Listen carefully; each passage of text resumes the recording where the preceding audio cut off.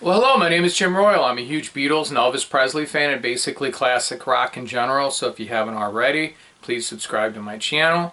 If you could also leave comments, greatly appreciated. I always do my best to try to respond in a timely manner.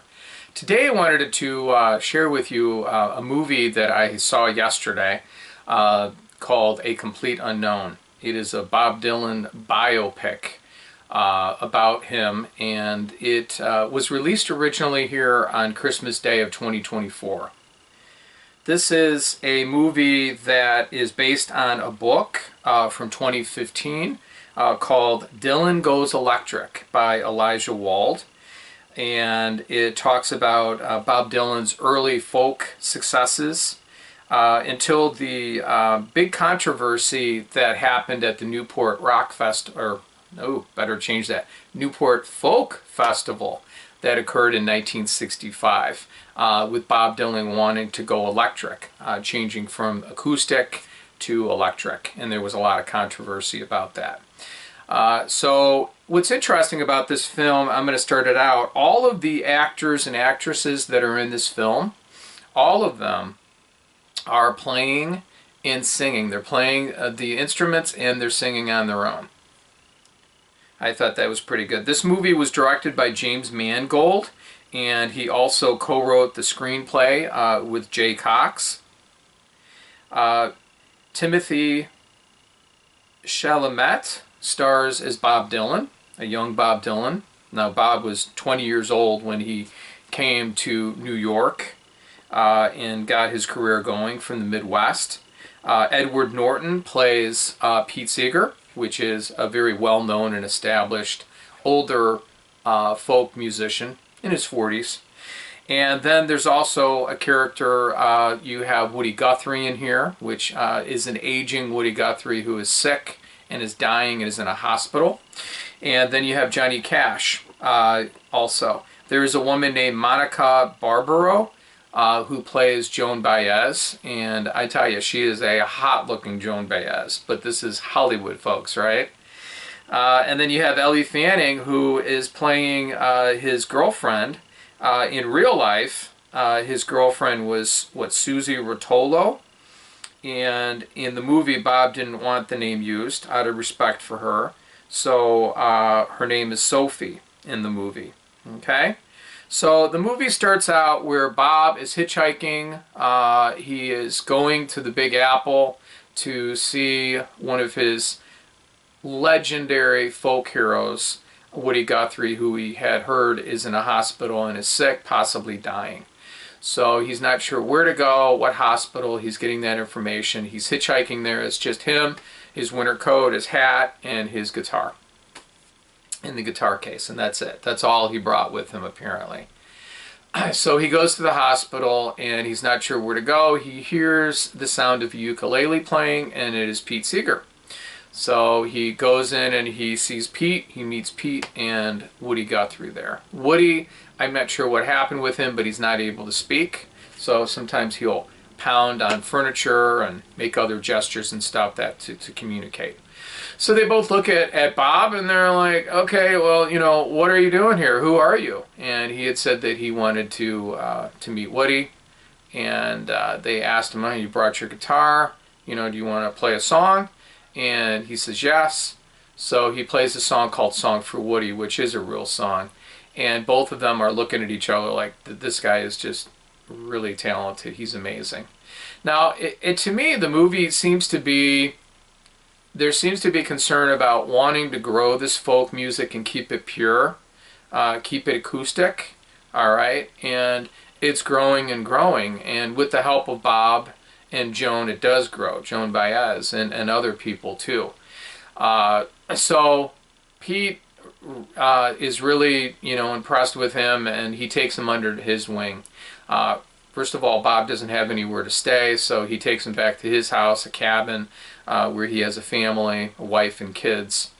And then he takes him around and eventually takes him to a folk center club where there's open mic night. So this is where Bob meets Joan Baez. She's before him. Now, she was already an up-and-comer star, and I think she already had music that was out, but she was still very new also. And he was just really impressed with her, and he complimented her.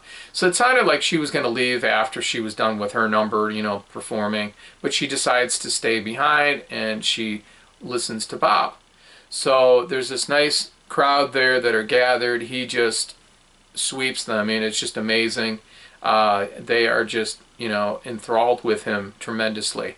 Now, there happened to be also some talent scouts from CBS Records there that heard Bob and were impressed with him. In fact, he wins an audition to go to CBS, and that's what he does.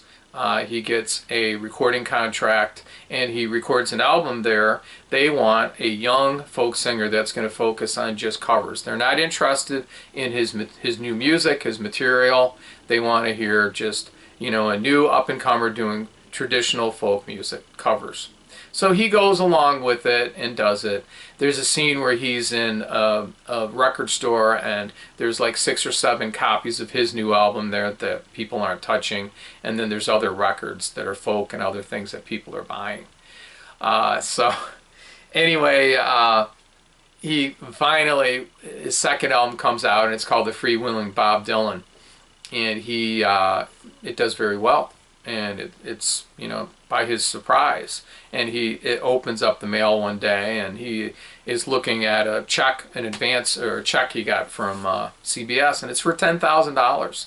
I mean, that's like a year's salary. So the movie is showing how he made it. Now, he meets a woman at a church, a young college student, an activist who is very much into the civil rights movement, which seems to be what the folk music is also tied to, about the political unrest and about the injustices of the world and in the United States, especially in the 1960s at that time. This picture goes from 1961 and it goes through 1965. So that is his girlfriend. He ends up living with her, and you know, they have a love interest. And you know, she complains she has to go on a vacation, or it's kind of like a thing that she signed up for through school, where she's going to be gone for 60 days. Now in the movie, she's going to go to Rome. In the movie, it's 60 days, but in real life, it was for 6 months.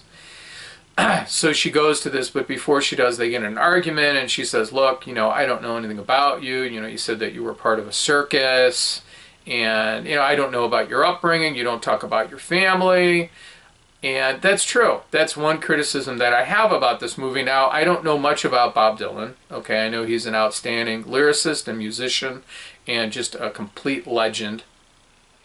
But you really don't, in the movie, you really don't know too much about Bob. You know, he's not, but what I have to say is he expresses himself through his music. Okay, his lyrics are just amazing. So, you know, people also have their concerns about not knowing who he really is. But, you know, you read his lyrics and you get an idea.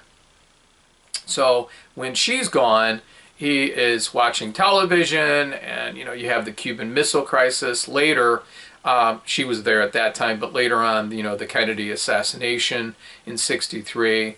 And, you know, he is watching stuff on television also. She had taken him to some of these rallies too, civil rights, you know, so he was clearly aware of what was happening. And it helps him with his music. And that's one thing she encouraged him to do, to continue to write and, you know, perform and do his own music too, not just do one thing.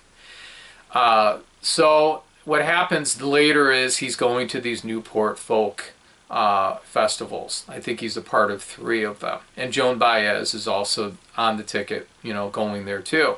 He eventually becomes top billing here at the end by '65. Now, the Beatles came, the British invasion, music was changing, but these festivals kept getting bigger and bigger. And Pete Seeger was one of the people that was on the Newport Folk Festivals committee, you know, to signing artists to get them and to help be a part of this and help it grow. And it's very interesting because it was a grassroots movement, and it was also about political unrest and just trying to make the world a better place. And that's what this was doing. And there were more and more people coming to these festivals. Well, you know, Bob is now starting to go electric. And there's concerns that he's doing that in his new music. There's the song Like a Rolling Stone, which a complete unknown is a lyric, you know, from that. Al Cooper, famous musician, he was a session musician at one point. He wants to play on the Bob Dylan song, and nobody wants an organ on there. They're just not, you know, going for that. Well, finally, he sits down next to Bob, of course. Maybe this is just Hollywood.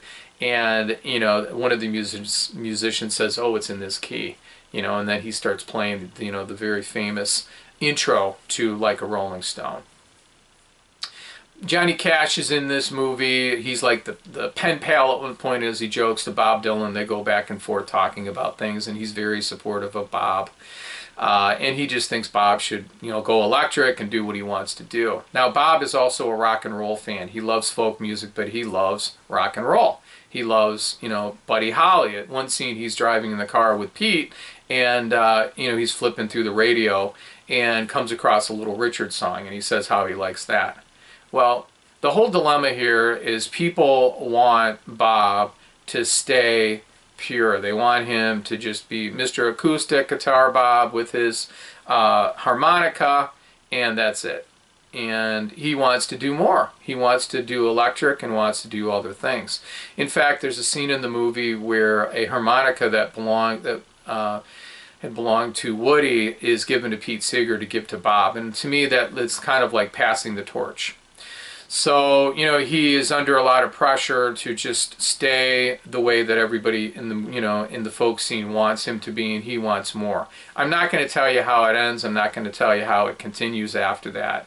But him and Joan Baez, they do have an on-again, off-again relationship. In fact, in '75, she would write a song about that, which I thought was pretty interesting. What gripes do I have about the movie? I wish that there was more to learn about Bob.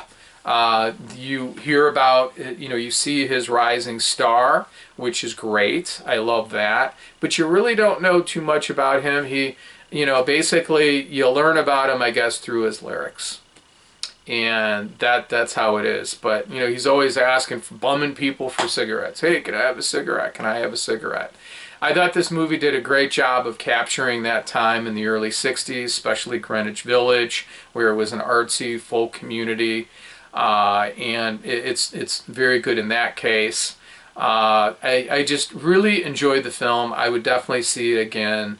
If I were to give it a rating of 5 stars being the best, I would definitely give it a 5. I think it's that good. I think all of them do a superb job on it, and I'm glad that movies like this come out because they expose Bob and other people to new generations. So thanks for watching my video. Take care.